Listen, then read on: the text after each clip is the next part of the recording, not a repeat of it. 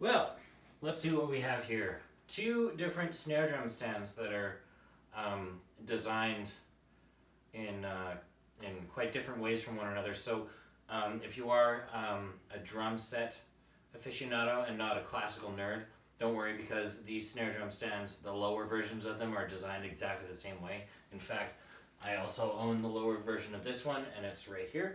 So we'll just move forward.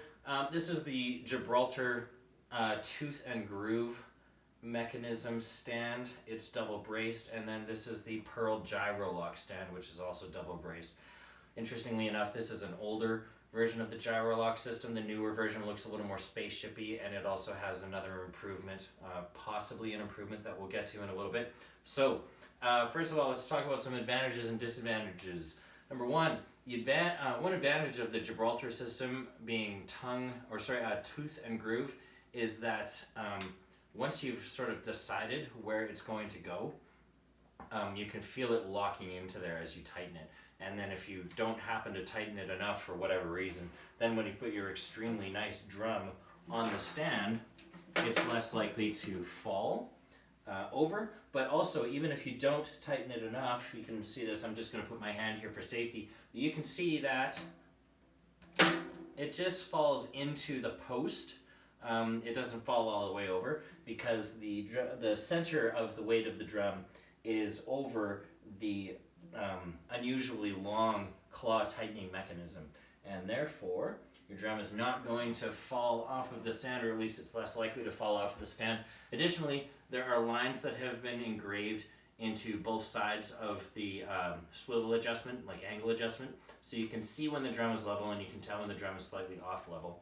A couple of disadvantages of this design are, number one, you can see that when I try to actually adjust the claw tightening mechanism at this height, it runs into the telescope receptacle. So I have to raise the stand up in order to be able to turn this around, and then I have to lower the stand back down once I've decided where it wants to be, where I want it to be, which isn't a big deal. But the thing that I think is a bigger deal is that this post is actually tapered at the top, which is unnecessary.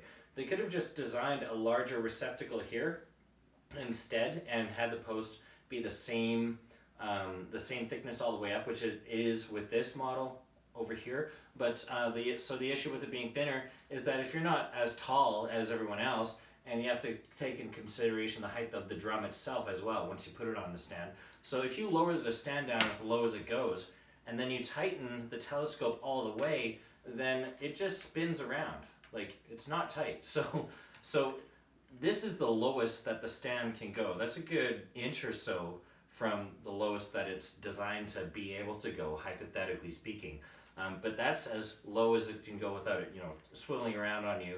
And so if you're not tall enough for this to work for you comfortably, given the height of your actual drum itself, then you're going to have to angle the drum towards yourself as well, which is obviously for many types of playing is not ideal. So that's kind of a goofy thing, but you can angle the drum this way, and like I said, it's got that safety feature where if for some reason the teeth do slip, it's only going to fall down this far. It's not going to go any further than that. And once you've tightened this up, the claws are firmly on your drum. I think, as I mentioned before, it's double braced. That one's double braced. This one comes in a single brace version, which is obviously less expensive and not as heavy. This one, I believe, only comes double braced. So let's move on to the Pearl now. So I was going to say something about the upgrade of the new gyro lock system, which looks more sort of sci-fi-ish and futuristic. So this is a very, very strong system. However, I actually managed to strip the threads on this. I've had this stand for about 14 years, and I managed to strip the threads on it. And when I did, I had to tap and die new threads through and weld another bolt into it. And I had the facility to do that and the ability to do that at my disposal, but not everybody will, so that's something to consider. However, people at Pearl have told me that the new version is much, much more durable with respect to the way in which the threads tighten, so that's a good thing. So on to some advantages and disadvantages to this particular model. One advantage that the Gibraltar does not have is that this post is the same thickness all the way up and down, so it can go down as far as it can go physically, and then it doesn't turn around on you, it doesn't mess around on you.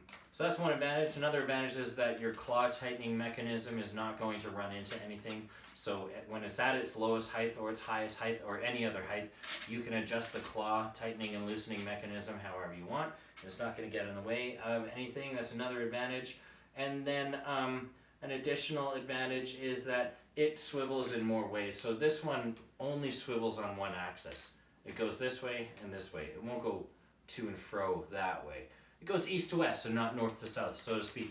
Whereas this one will swivel this way, it will swivel that way, it will swivel over that way, it will swivel over this way, which means it can go diagonally this way, or it can go diagonally that way. It can go whatever way you want it to go, pretty much. However, you'll notice that with the Gibraltar, I mentioned the safety feature where your drum's not going to fall because that's going to run into the post. Whereas with this one, this claw tightening mechanism and this post is actually, this is the free falling aspect of this design.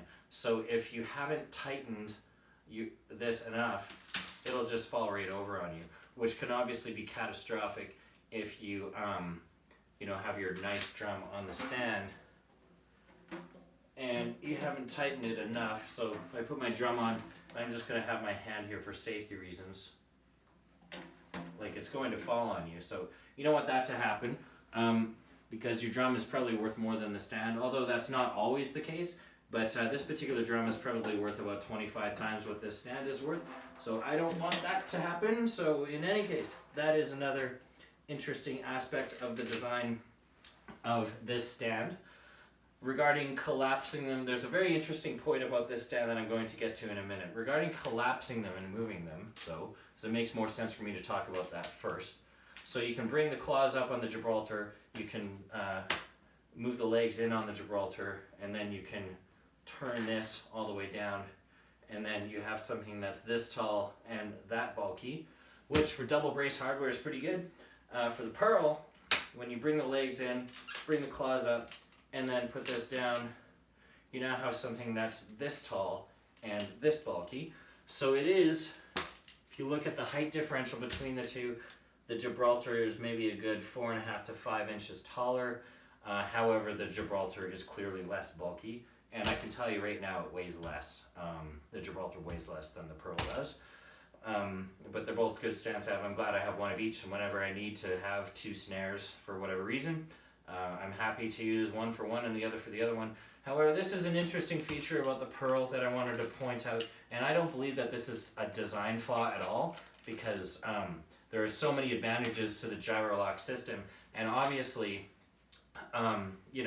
if you just can't figure out what you're doing, and this doesn't come with an owner's manual or anything really, so if you just can't figure out what you're doing, then you're going to have to spend some time with it or get some advice from a friend who has a bit of a stronger sense of mechanical intuition. But you'll notice that here the tightening mechanism is over here, and then when I bring the stand down, I do it this way so that the tightening mechanism is over here.